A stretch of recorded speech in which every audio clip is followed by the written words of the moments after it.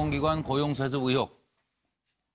야당 네 군데서는 지금 뭐 국정조사하자. 여당은 하여튼 수용은 좀 검토하겠다. 이런 5당의 동상이몽. 속내가 뭔지 좀 알아봐 주십시오. 말씀해 주십시오. 의혹이지요, 지금 수준이. 의혹이라고 하고 뭐 일부라고 해도 아마 청년은 전부 다 화가 날 거려, 이거. 계속되는 공공기관 고용세습 의혹. 의혹 없다고 덮어질까요, 이거? 이거 괜히 의혹을 국정조사 5당 속내는. 재직자 친인척 고용세습 의혹을 받고 있는 기관이 점점 늘어납니다. 공사, 가스, 서울교통, 공사, 한전, KBS, 이거 한국전력 자회사, 인천 에어포트, 이렇게 10곳 이상이라고 해서 지금 김동연 부총리가 직접 의혹 제기된 곳 우선 조사하겠다. 고용승계 발견될 당시 엄벌에 처하겠다. 감사원은 제대로 조사됐는지를 여기 우리가 모니터링할 것이다. 그러니까 못 빠져나간다 이런 얘기인데요. 한국당, 바른미래당, 민주평화당 공공기관 채용비리 국정조사 요구에서 국조요구서를 공동 제출했습니다. 정의당은 제1야당의 넓은 품으로 강원랜드 비리도 좀 포함시켜 주시면 공조하겠어요. 이렇게 나오고 있고 이런 야당 4개 야당의 공조에 대해서 여당은 수용을 검토하겠다. 민주당. 사실 확인이 우선이다 그러나 그래서 국감 끝난 뒤에 국정조사 수용을 검토하겠다는 입장입니다. 정의당은 지난번에도 드루킹 특검에서도 뜬금없이 강원랜드 특검을 들고 나오더니 공공기관 친인척 채용비리 고용세습을 국정조사하자는 마당에 이번에도 성격도 내용도 전혀 엉뚱한 강원랜드 지역민 채용 의혹을 들고 나오고 있는 이유가 뭔지 납득이 가지 않습니다. 그 서슬퍼런 문재인 정권에 검찰이 그만큼 수사를 했는데 모자라면은 이 부분도 합시다. 못할 거 없습니다. 라도 채용 비리라는 모든 국민이 분노를 할 만한 사안을 갖고 정쟁으로 사용하지 않나 의심했던 순간을 반성합니다. 역시나 대한민국 제1야당의 품은 넓고도 깊었습니다. 내로남불은 소인 잡배들이나 하는 짓입니다. 자신과 타인을 평가하는 잣대가 동일한 자유한국당 입장을 환영합니다. 공공기관 채용 비리를 모두 밝히겠다는 포부를 가진 원내 제1야당 자유한국당의 강원랜드 채용 비리 방탄이라는 후한무치하고 이중적인 행태를 절대 보여줄 리 없을 것입니다. 채용 비리는 절대 있어서는 안 되는 범죄 행위입니다. 공기업 채용과 관련해 정확한 사실관계를 규명하고 친인척 채용 비리가 드러날 경우 엄중하게 책임을 물어야 합니다. 다시는 이런 일이 발생하지 않도록 채용 제도의 전반도 개선해야 합니다.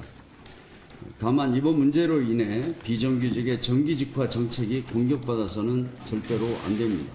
좋은 일자리를 만들기 위한 정부 여당의 노력은 계속 추진해 나가야 합니다. 우리 당은 이번 국감이 끝난 이후 채용 비리 의혹에 대한 국정조사 수용 여부를 검토하도록 하겠습니다. 글쎄요, 저 잘은 모르지만 젊은 사람 화나게 하면 안 될 텐데요. 네. 젊은 사람 눈에 피눈물 나게 하면 안 됩니다. 순서 관계없이 얘기해 주시죠. 양 박사부터 시작하실래요? 예, 더불어민주당 입장에 대해서만 좀 제가 이야기할 필요가 있을 것 같습니다. 어쨌든 야사당이 그 국정조사에 대한 결은 다르나 국정조사에 대한 필요성을 강력하게 요구하고 있는 상황이고요. 네. 그리고 이제 더불어민주당이 국정조사를 하지 않겠다라는 게 아니고 어쨌든 어제도 제가 말씀드렸던 것처럼 어제 박원순 그 서울시장이 감사원 조사를 의뢰하겠다 내일. 그러니까 오늘 이제 의뢰를 했겠죠. 감사원 그 감사가 들어간 상황이고 그다음에 지금 국정조사 논의가 시작이 되면 현재 국정감사 확인감사가 남아 있습니다. 확인감사가 남아 있기 때문에 확인감사 과정에서도 엄청나게 짚을 곳이 많습니다. 많이 나오겠죠. 그리고 여론 언론을 타고 여론이 형성이 돼야 대체로 바뀔 가능성이 그나마 높아집니다. 그런데 국정조사를 지금 바로 이야기를 하면 블랙홀이 됩니다. 그동안에 수많은 국회의원들, 300명의 국회의원들이 준비했던 국감과 확인 그 감사가 모두 없어지고 국가 며칠 남지도 않았는데요, 뭐. 쏙 다 빨려 들어갈 예, 수 예. 있는 가능성이 있거든요. 예, 예. 그렇기 때문에 네. 국정감사를 끝내고 예. 그 더불어민주당이 국정조사에 대한 부분들을 그 적극적으로 검토하겠다고 이야기하는 내용을 네. 왜곡 없이 좀 받았으면 좋겠다. 그런 서정 생각을 변호사로 갈까요? 저는 이게 생각이 전혀 틀린데요. 일단 이게 저는 민주당의 태도가 문제인 게요. 바로 이게 그 감사원의 감사 후에 하자는데 그럼 이게 감사원의 감사가 이게 부지하세월 언제 놀지. 여기 조금 전에 앵커 뭐랬으면 패널들이 감사원도 이게 감사해라 그랬잖아요. 그럼 이게 감사원 감사를 믿을 수 있을지.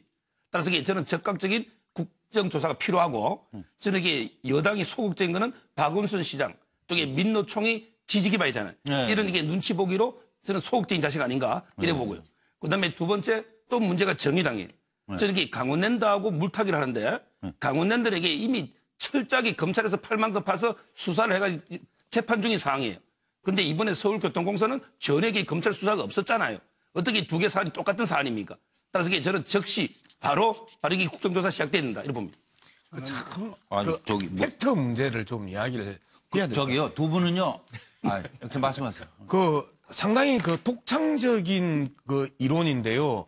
민주노총이 박원순 시장의 지지 기반이라고 표현했던 것.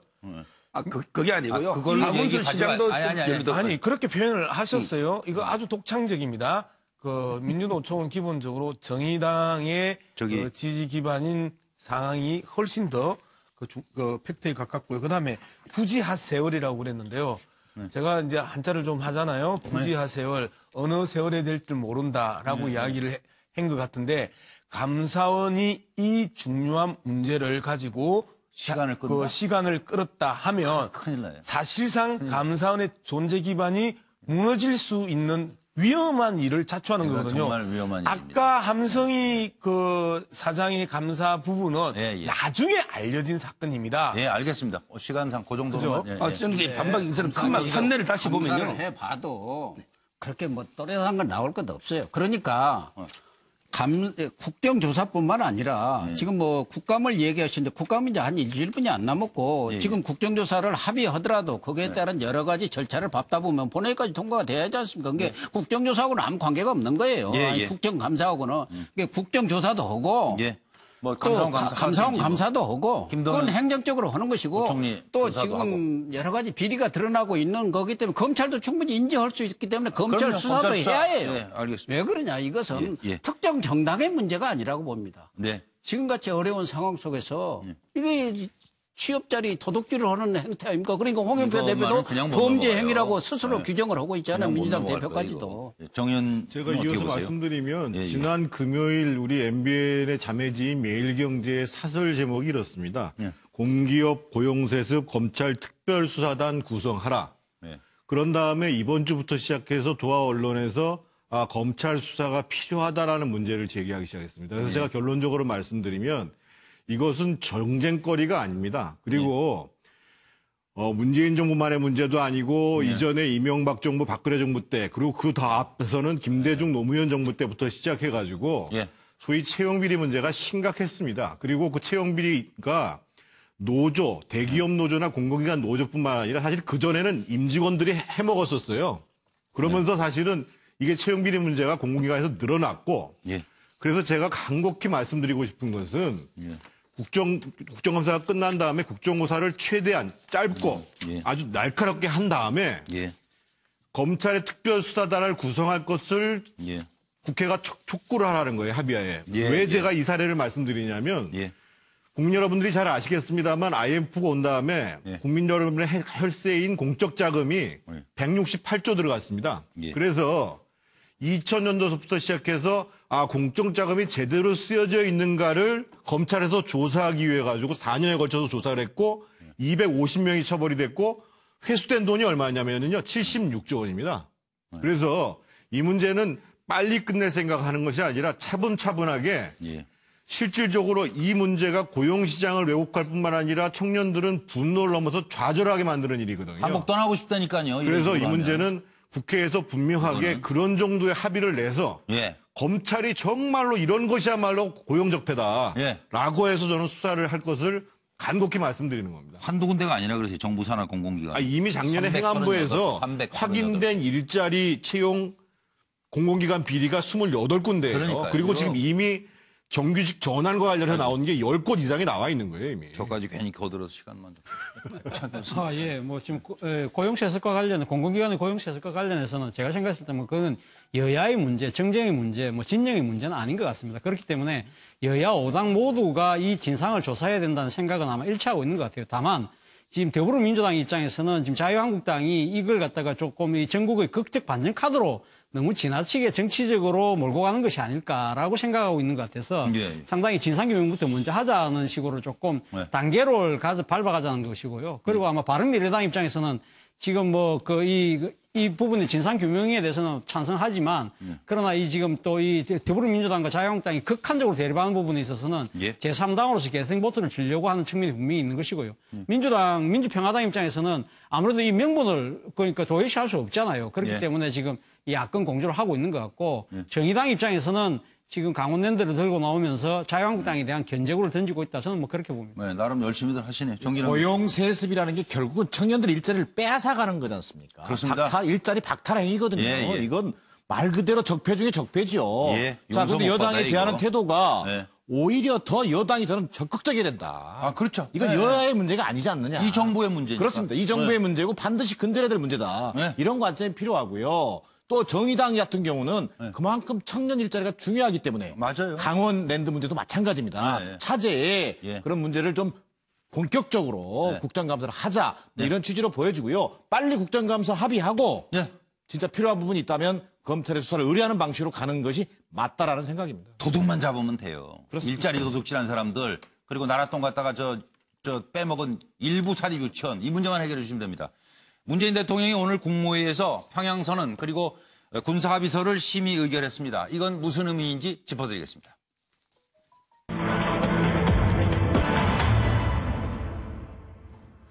평양공동선언 대통령 비준, 판문점 선언은 국회 동의를 추진하겠다. 그리고 북미 고위급 회담은 지금 또 어떻게 돌아가고 있는 건지 짚어보겠습니다. 문 대통령 평양공동선언 비준, 비핵화 속도전 의지를 보인 거 아니냐. 평양공동선언 비준, 비핵화 촉진하고 국민 생명을 보호한다. 교황 평양 방문 의사 직접 표명, 최대한의 지지를 보여줬다. 임종석 실장은 평양선언 비준엔 국회 동의가 필요하지 않다고 판단했다. 민주당은 올바른 조치로 야당도 협조하길 바란다. 한국당은 문재인 정부가 협치를 포기했다. 불통과 독선이라며 강력 반발하고 있습니다. 일단 요 문제만 좀 짚어주시겠어요? 그리고 이거 지금 정리만 해드릴게요. 폼페이오는 북미 고위급 대화를 기대하고 있다. 이래서 김여정 부부장이 아마 특사로 방미하지 않을까 하는 얘기들이 나오고 있고 요 고위급 회담이 결국 북미 정상회담으로 가는 협상의 분수령이 되지 않을까. 볼턴은 북미 정상회담 새해 첫날 이후에 열릴 것이다. 이런 얘기했고 청와대는 북미 회담 더 지켜봐야 한다. 김정은의 연내 방남은 이루어지길 바란다. 언급했습니다. 9월 평양 공동선언과 역사적인 판문점 선언 이행을 위한 군사 분야 합의서를 발효시키기 위한 비준안을 심의하게 됩니다. 남북관계의 발전과 군사적 긴장 완화는 한반도의 완전한 비핵화를 더 쉽게 만들어 촉진하는 역할을 하게 될 것입니다.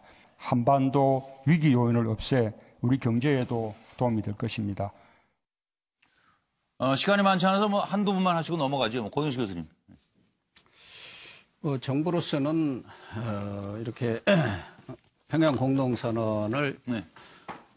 국내에서 비준을 함으로 인해서 남북관계를 추동하는, 촉진하는 그런 그 가속도를 좀 붙이겠다는 뜻으로 보여지는데 사실은 이 평양 공동선언은 남북 판문점 선언에 어떻게 보면 부속 합의서 비슷한 거예요. 그렇다고 한다면 본안이 국회의 비준을 얻어야 하거든요. 국회의 비준을 얻고 그에 따라서 그 부속 합의서가 통과가 돼야 하는데 사실은 앞뒤가 바뀐 것이죠.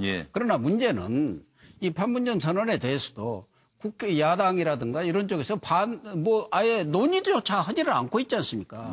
논의를 하면서 이 선호가 바뀌었다든지 왜 국회 비준을 안 받고 평양 선언부터 하는 이 정부에서 의결을 하느냐 이렇게 하면은 논리가 맞고 말할 자격이 있는데 그럴 자격이 없는 상황이죠. 차정 교수님. 예, 뭐 저는 간단히 말씀드리겠습니다. 오늘 뭐 지금 국무회의 통해서 대통령이 비준을 한 그 부분은 법적 문제는 없다고 하는 것이 정부 입장인데요. 저는 뭐 이 남북 문제를 특히 남북 문제와 관련된 우리 내부의 그 갈등을 과연 법치로만 풀 수 있을 것이냐. 저는 좀 정치의 영역이 좀 더 크게 작용해야 될 필요가 있다. 그런 측면에서는 집권 세력이 조금 더 숙고할 필요가 있다는 생각이 듭니다. 정태근 전 의원님. 예, 북미회담 관련해서 한 말씀만 드리면 우리 정부가 지금 너무 좀 서두르는 것 같습니다. 지금 미국은 전혀 서두를 생각이 없거든요. 근데 이번 유럽 순방에서 교황의 방북에 대한 반응을 얻은 것은 성과지만 유럽 정상들이나 EU가 보이는 반응은 제재를 풀 생각도 없고 미국은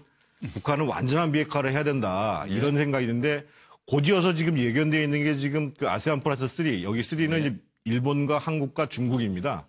여기서 사실은 우리가 무슨 공동의 성명, 우리가 바라는 제재 완화 이런 것들이 나올 수가 없는 거거든요. 그 다음에 있을 에이펙도 마찬가지입니다. 그래서 저는 문재인 정부가 조금 더 침착하게 그리고 미국이 외교적으로 압박한다고 영향받을 나라가 아니거든요. 알겠습니다. 그래서 그런 점에서 좀 유념해가지고 우리도 좀 보조를 좀 맞춰나갈 필요가 있다고 생각합니다. 다 된 법에 재 뿌리는 일이 아니고 밥맛 제대로 나게 뜸들이는 시간이었기를 기대하면서 마치겠습니다. 고맙습니다.